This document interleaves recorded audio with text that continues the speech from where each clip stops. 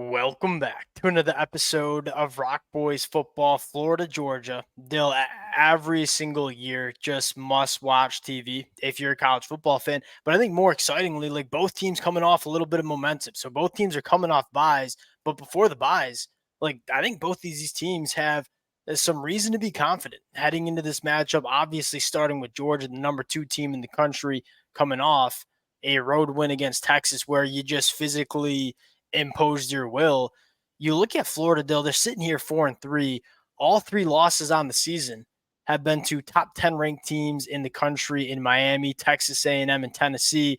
This Florida team has gotten better since the week 1 game against Miami. I think that's pretty clear. Yeah, obviously has 5-star quarterback DJ Lagway taking over the reins as well. A lot of really fun storylines in this matchup. Now, before we get into it, as always, just want to say thank you to you guys. These kind of games, Dill, they're the best to do. Let it fly in the comment section. We know there's a little bit of bad blood between these two fan bases. That, in my opinion, is the beauty of college football, whether you agree with the boys, whether you disagree, whether you're mixing it up with the opposing fan base. That's the beauty of it. So let it fly in the comment section. If y'all do enjoy the content, consider subscribing to the channel. Dill, without further ado, let's get into this one. I want to start with this Florida offense going up against a Georgia defense that was dominant against Texas. That was a defensive performance that reminds you of Georgia's defenses in 2021. 7 sacks, 10 tackles for loss against an offensive line which I would have deemed before that game the best offensive line in the country. How do you get into this matchup between this Florida Gators offense versus this Georgia defense? I mean, the obvious thing is, if you asked me maybe right after that Miami game what I think Florida's chances are of really establishing anything on offense, I'd have probably said it's really low. But you look at the progression Florida's offensive line has made in particular. I mean, respectable effort against Tennessee. And Tennessee is right up there with anyone in the country in terms of defender front 7 play, let's say, especially at the top end of that defensive line. In Florida, hung. I mean, I'm not going to say they dominated that Tennessee defense, but they did a good job. They were moving the ball relatively consistently. And you look, I mean, Georgia's defensive lines kind of reasserted themselves, let's say, as that unit probably. But I'm not sure Florida's just going to go get boat race or speed bag by this team. To me, it starts with what version of Georgia do you get in the front 7? Do you get the version of Georgia that we saw against Texas, because that's about as dominant and as good as it gets? But I think a lot of Georgia fans would probably agree we haven't seen that version of Georgia every single game in the 2024 season. You go back to the Mississippi State game, they had 0 sacks and only 3 tackles for loss. So do you get that Georgia defensive line that's dominating the point of attack or not? That's probably the number one question, Dill. If you're looking at, I will say that version of Georgia will be a problem for Florida for sure. I don't mean to say Florida would have a great chance if they get that version of Georgia, but again, I think Florida's put themselves in a position to be more competitive in that battle than I probably would have thought a couple of weeks 100%. It's gotten better. That unit's gotten better, but I will say this: you get that version of Georgia that we saw in Austin, Texas 2 weeks ago. That's going to be a problem for any offensive line. I don't think many offensive lines are dealing with that kind of Georgia front 7.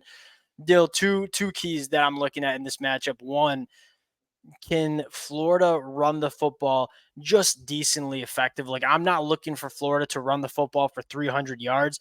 This is a hard Georgia defense to run against, because when you want to go between the tackles, the way guys like Brinson, Nas Stackhouse are playing, it's very hard. But then when you want to run it outside the tackles, you got just a bunch of linebackers that are absolute freak shows and can go sideline to sideline. So it's easier said than done to run the football against Georgia, but can Florida do it semi-effectively and avoid some of those? Do you think they need to get Lagway involved a little bit? I don't think we've really seen Lagway assert himself in this run game. But you kind of saw how much trouble Jalen Milroe gave him in terms, Texas and Quinn Ewers just don't give teams that threat. So again, I think you can play a little bit faster. Obviously, Alabama can mix in a little bit more misdirection with that quarterback run game, mix in some read option stuff that, again, holds everybody in place for a half a second. That, to me, I know we haven't really seen DJ Lagway really get into the design run game, but I feel like in this type of game, you have He's to. He's going to need to. Yeah, 100% agree. This is one of those games that DJ Lagway is going to need to get involved. Dill, if you get the version of those like Jalen Walker, Mikael Williams, you got to do something with them. The best way to do something with them is just read them, kind of freeze them and force them to. It's how the best way to neutralize those two talents. So totally agree with that. But I think most importantly, you got to stay out of those third and long situations against this Georgia defense. So just run the football effectively on first and second down. Here's the kicker, though. Like, you look at an avenue for Florida to make this a close football game, pushing the ball vertically down the field. Dill, against Kentucky, DJ Lagway's average completion was 35 yards down the field. There ain't many quarterbacks that throw the deep ball better than DJ Lagway. Georgia has struggled throughout the 2024 season playing the football in the air. You got some difference makers, right? Elijah Badger, Chamir Dike, Eugene Wilson should be probably back to 100% health coming off the bye week. Can you get Georgia in some hot water, pushing the ball down the field, force some pass interferences, force some big plays? If you can do that, that's the avenue to me where I see Florida staying in this football game and kind of bringing it close to the fourth quarter.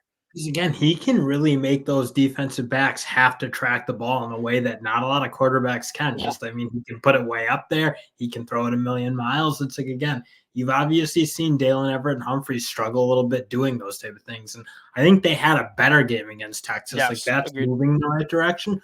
But you still saw a PI. You still saw them giving up some plays, and Texas didn't hit all of them. But like, you saw some of those open. Now, again, if Florida's going to make this game competitive and put themselves in a position to win, you're probably going to need something pretty close to 100, like a perfect DJ Lagway, let's say. He probably can't make a lot of mistakes. And if they have plays to be hit, he's going to have to hit them.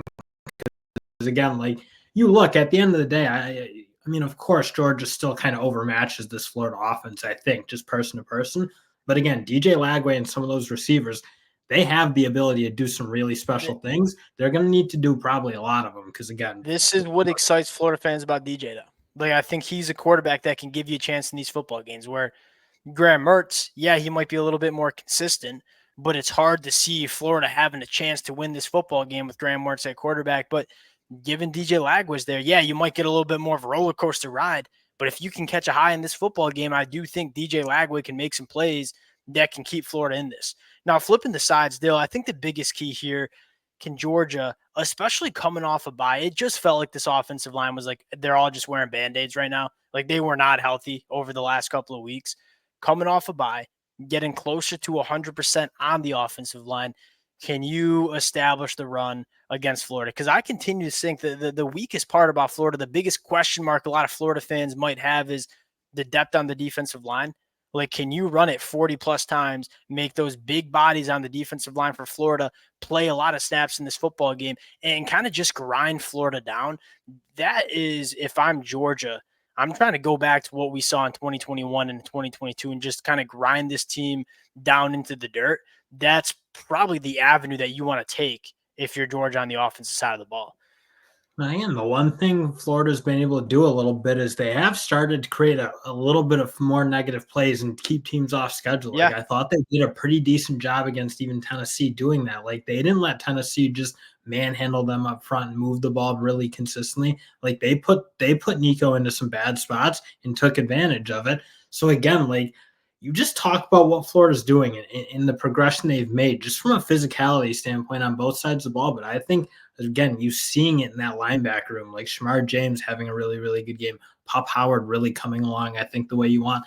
And then those young defensive linemen playing good football too. So again, like, you asked me this right after that Miami game. I'm like, oh yeah, Georgia will just run it 50 times, be easy, come away with a win. Like, I mean, Georgia's going to have to play good. And they played really good against Texas. They get that performance from their offensive line. I think they'll have a good chance to run the ball relatively effectively.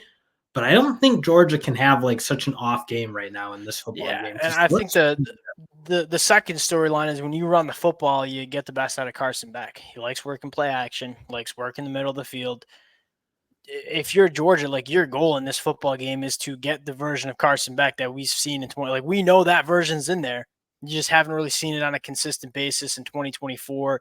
If you can run the football, I think that's how you get Carson Beck just a little bit more settled as a passer. And if you can get the Carson Beck we saw in 2023 again, I think that's what makes Georgia the most dangerous team in all of college football.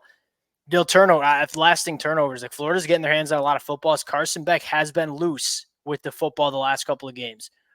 Again, if you're Florida, like you feel like you need some explosive plays from DJ Lagway, you feel like you need some turnovers to go your way. That's how you can make this game a nail biter going into the fourth quarter. Let's get into the pick here. 16.5-point favorites for the Georgia Bulldogs. Who you got? I like Florida. Outside of 2 touchdowns, I really like the way this Florida team is playing. And I mean, it's not what I can think about 4 weeks ago when it was like, oh, Billy Napier's done. Get him out, get him out. They've rattled off 2 really good performances against Tennessee and Kentucky now. I really like the way they're playing. I like the way they're all developing. Their young guys are starting to play a little bit better.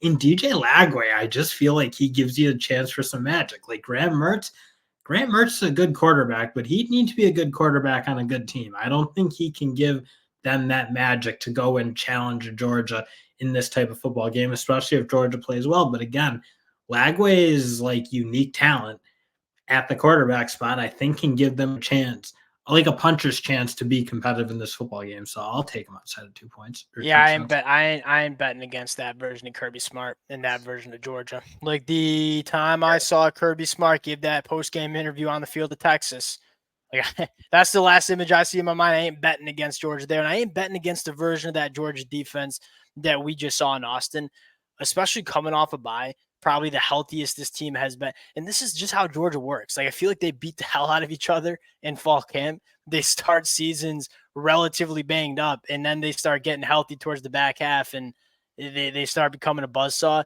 I think that's what we saw in Texas 2 weeks ago. I think we're going to get that version to go Georgia again. I don't want to bet on them. I bet against them right now. So give me Georgia. You're on Florida. Going to be a fun one. Again, appreciate you guys rocking with it. If y'all do enjoy the content, consider subscribing to the channel. Appreciate you guys. We'll talk to y'all later.